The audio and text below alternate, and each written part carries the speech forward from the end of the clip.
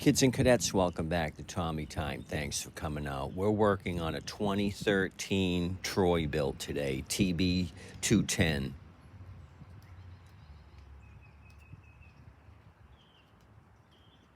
With the 725 EXI.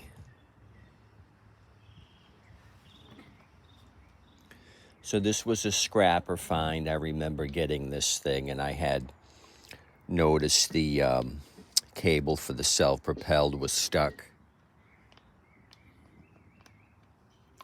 I went ahead and ordered another cable for it. So I pushed this to the side. I'm just pulling it out of the weeds today to work on it. I ended up removing the cable and was able to free it up. So now I have a spare cable for another TB. So I've torn this thing down basically to the engine case. I'm going to end up spray painting the engine. I've removed the carburetor. This thing did not have any springs. The air vane spring was missing and the throttle governor spring was missing. And we'll go over there and look at that in a minute. But first, I want to show you the air filter and the blade condition.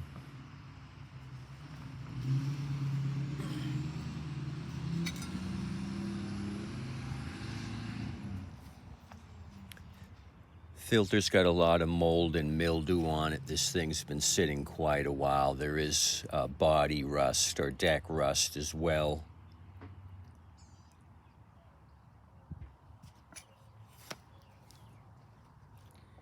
I have not come across one lately that's been this bad. There's nothing left to this blade whatsoever. It's a 22-inch, a 21. It's probably down to 18 inches the way it's worn out. So they beat the living shit out of this Troy-Bilt, whoever had it. Henry and Helen, the homeowner, really got their money's worth out of it. So this thing's, just as it sat, had a ton of issues. Recoil was in both pawls have fallen out of the recoil assembly. So the production date on this is May of 2013. I have a replacement recoil. The scrapper that delivers from time to time, he'll bring me oddball parts, and he brought me a couple of recoils. This is the 4-bolt pattern. 2 in the back, and 2 hold it to the head in the front. You got your spot for your pickup tube, the oil dipstick tube here. So I went ahead and oiled this thing up, and it works perfectly. I'll use this one. This one actually came off of a 2011 model year, January 2011. Same exact recoil. I went ahead and put some black, gloss black spray paint on this. It's been sitting in the sun. It's nice and hard.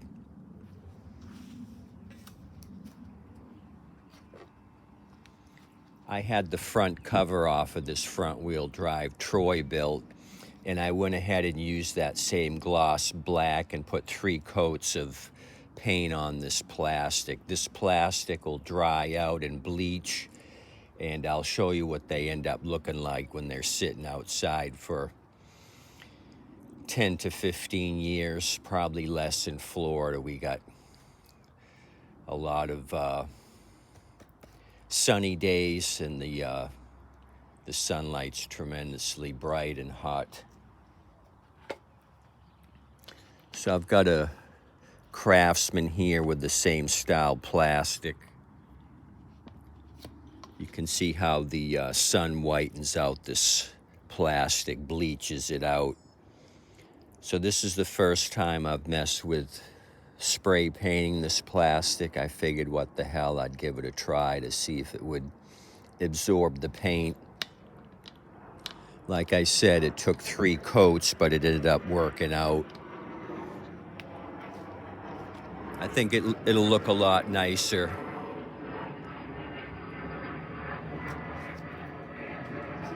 The underside, of course, does not see any sunlight, so this is nice and dark. So I'd put a coat on, let it dry, another coat. It finally started pulling into the plastic and giving me good coverage. So that's that. As you can see here on the deck, we got some rust through. I went ahead and peeled back all the flaky red paint that I could, sanded it down and washed it off. I'm gonna prime this and spray this red.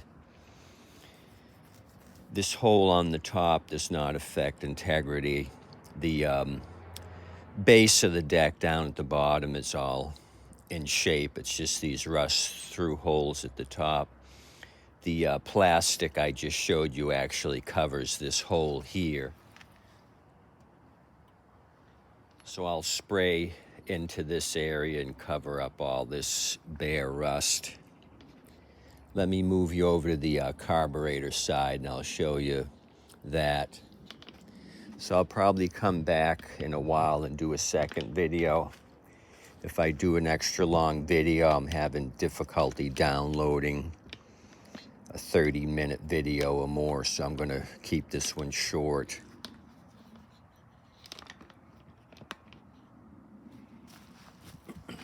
I also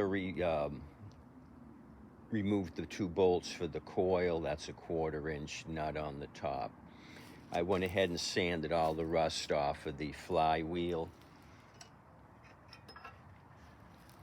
I'll take some sandpaper and sand these contacts down as well.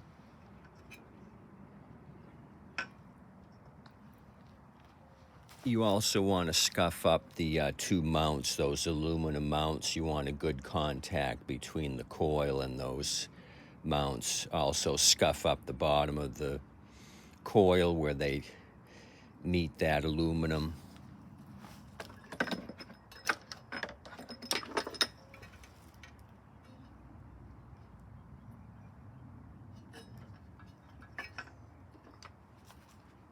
Scuff up that as well. Like I said, both springs were missing, the air vane spring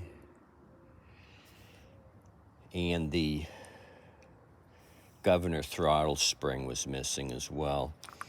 So this thing had a loose bowl on it. I don't know if they tried to drain fuel out of it, but since this thing's been sitting for so long, we've got some condensation that got in there and we got some crusty crud. So I'm going to try to clean this thing up the best I can. I'll put a new gasket on it, clean up the bowl, make sure my jet is free and clear with a bread wrapper. Go in here, dig this out, and put it all back together, see if I can salvage this. Everything else seems to be free and clear. It just needs a good cleaning. I'll get rid of all this crumbly crud. You don't want this breaking off because you can see how small this hole for the jet is. Any of that snot gets down in here and you're not going to have a running machine. So I'll let this sit another hour, let any of that moisture dry up, and go ahead and spray paint the base of this. While that's drying, I'll go ahead and rebuild this, grab up a couple of springs, and then start putting this thing back together again. So I kind of tackled a big job today with this Troy-Bilt, numerous issues.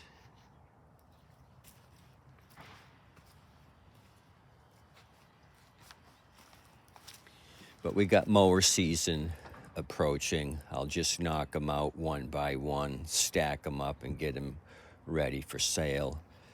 Weather's cooperating. We got 80 degrees, 27 degrees Celsius.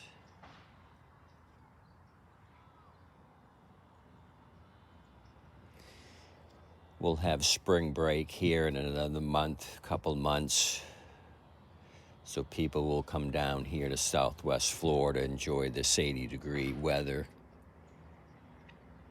I'm enjoying it because I'm in a one long sleeve shirt with shorts. So it's nice to be out here in the Florida sun messing with this junk on four wheels. So this one's going to take me a little bit longer than normal. It's not going to be a quick carb clean. I got things to address on this machine.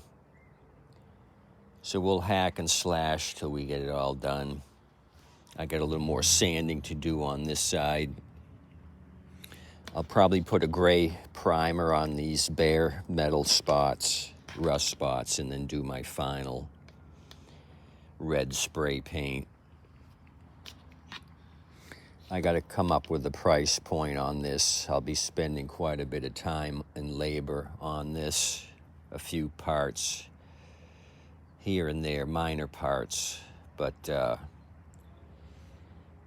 probably in the 130 to 150 range without a bag. I think will be an acceptable starting point. We'll see how it goes. That's all I got for you. I appreciate you coming out, checking out this Troy-Bilt.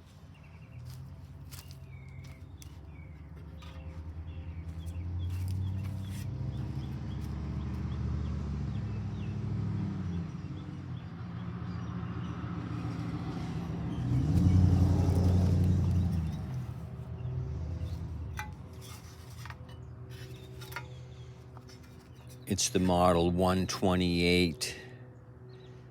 M as in Mike 020913. Echo 1 it looks like. I'll put this in the description below. May of 2013. You can buy these recoil replacements, or I might have something I can replace this one with. You would pop out the 4 pop rivets here with a grinder. This whole thing pops off, and then you use nut and bolts on the replacement. You can buy the recoils.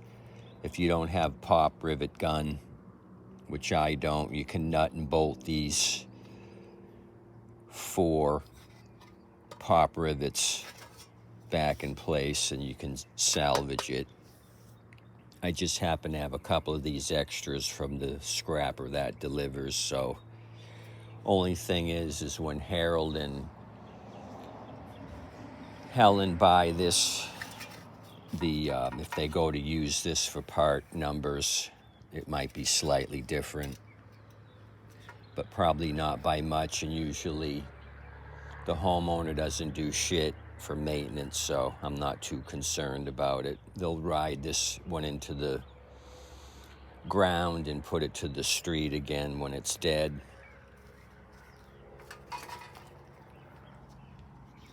Anyway, thanks for coming out. You guys have a good day today. I'll put it nearly back together and then get you guys out of bed. On the next video, we can try starting this, see if all this work pays off. As always, please tip your waiters and wait staff. They're doing an awesome job. They hustle their heinies off. Please tip accordingly. They really appreciate the tips. Have a good day. Come back and see me. Like and subscribe. Smash that thumbs up button, please. Thanks. Have a good day.